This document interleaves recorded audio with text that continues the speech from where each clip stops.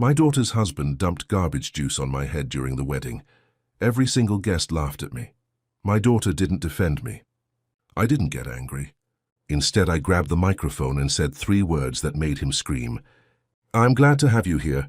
Follow my story until the end, and comment the city you're watching from so I can see how far my story has reached.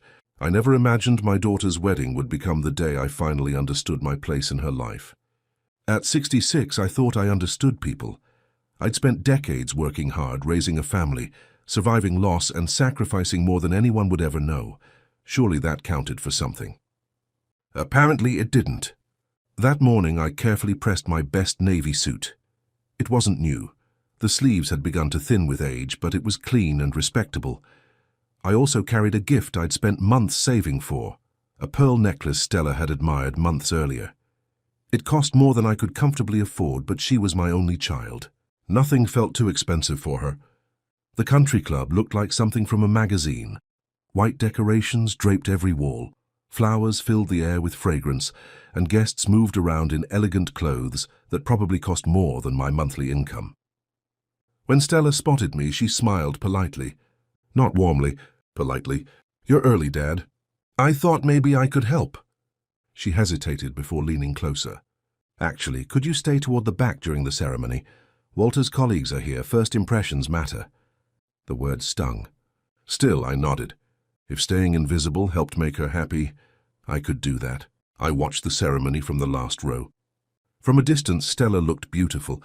For a moment, she reminded me of her mother, Sarah. The resemblance hit me so hard I had to look away. Sarah had been gone 8 years, but some wounds never truly heal.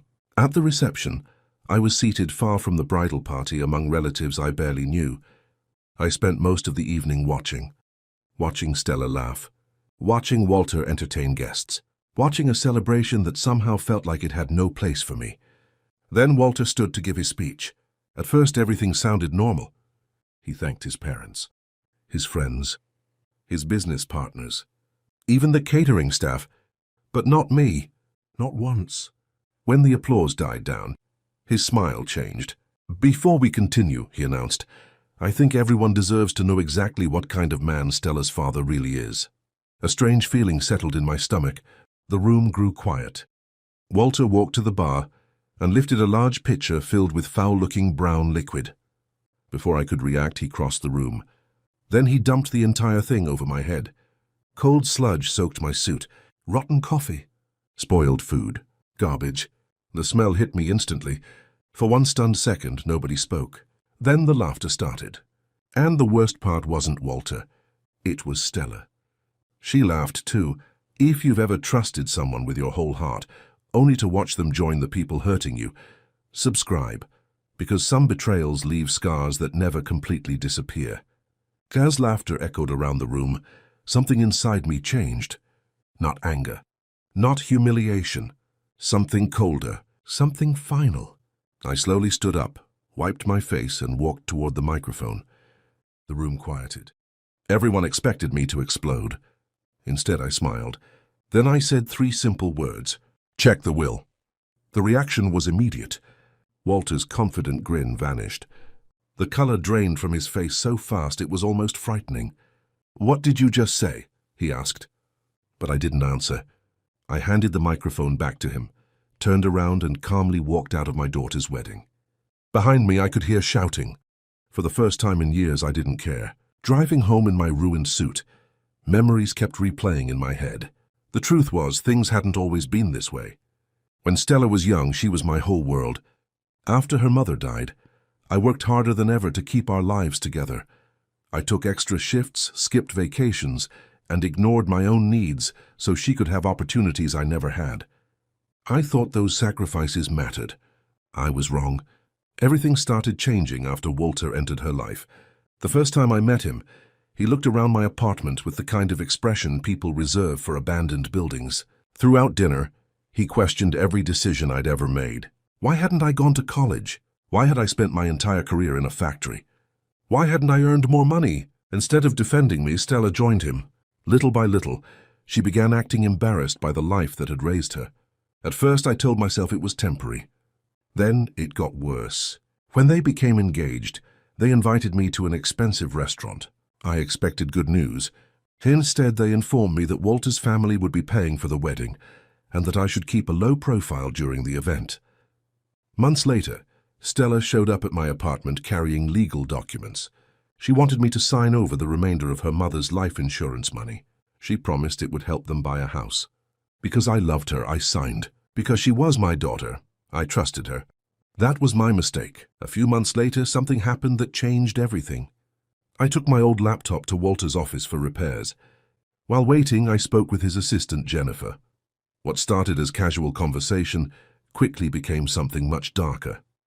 Jennifer accidentally revealed that Walter had been researching inheritance laws. Not just inheritance laws, my inheritance, my finances, my late wife's records, my daughter's future claims.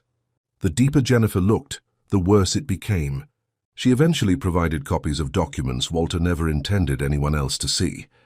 Those documents revealed a disturbing pattern. Walter wasn't planning a future with Stella. He was planning a future built on my death. For months, he had researched ways to maximize inheritance claims, ways to challenge wills, ways to gain control of family assets, ways to position himself for the largest possible payout. And the most painful discovery wasn't Walter's greed. It was Stella's participation. Text messages, emails, private conversations. She knew. She wasn't being manipulated. She was helping. One message nearly broke me. She joked about how eager I was to help them.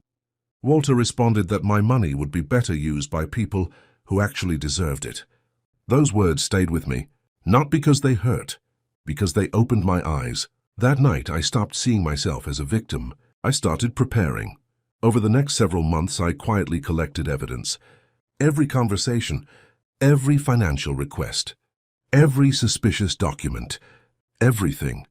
Then I hired a private investigator. What he uncovered made the situation even uglier. Walter had a history. Different women, different families, different opportunities. But always the same goal, money. The man hadn't fallen in love with my daughter. He had targeted her. When the evidence was complete, I called my attorney. Together, we made changes. Permanent changes. The will Walter thought he understood disappeared overnight. A new one replaced it. One nobody knew existed. One that completely destroyed every plan they had made.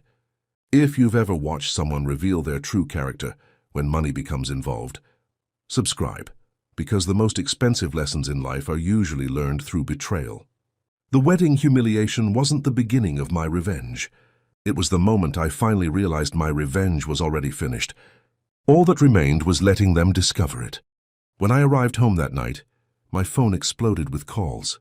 Walter called repeatedly, then Stella, then Walter again. The panic in their messages grew with every hour. I ignored everyone, because for the first time they weren't in control anymore. I was, and the next person standing at my door would be Walter himself. Desperate, terrified, and about to learn exactly why 3 simple words had shattered his entire future. Check the will. Walter arrived at my apartment that same night. Gone was the confident man who had humiliated me in front of hundreds of people. Now he looked desperate. The moment he sat down, I showed him the evidence. The emails, the messages, the recordings, every plan, every lie, every conversation about my death. For the first time, he realized I knew everything. Then I revealed the final truth. The poor factory worker he had spent years mocking wasn't poor at all. For decades, I had quietly invested in real estate and small businesses. While Walter saw an old man in a modest apartment, I had built a life worth millions. His expression collapsed. Then came the part that truly broke him. The old will was gone. The new will left Stella only $5,000. Everything else would go to charity. Millions gone. Not because I hated my daughter, because she had already abandoned me long before I changed the document. A few days later, Stella came to see me. She cried. She apologized. She blamed Walter. But eventually the truth surfaced. Even then, she still cared about the inheritance. Even then, she wanted another chance only after discovering what she'd lost. That conversation ended our relationship. Not with shouting, not with revenge, with acceptance. Sometimes the hardest truth in life is realizing that love cannot survive where respect no longer exists. If you've ever had to walk away from someone you loved because they refused to value you, subscribe. Because protecting your peace is sometimes the bravest thing you'll ever do. A year later, Walter and Stella divorced. I moved away, built a quiet life, and began helping elderly people protect themselves from financial abuse. One day, Stella called asking if we could start over. I listened. Then I gave her the only answer I had left. No. When I hung up, I looked out at the ocean and felt something I hadn't felt in years. Freedom. Because the greatest victory wasn't the money. It was finally learning my worth.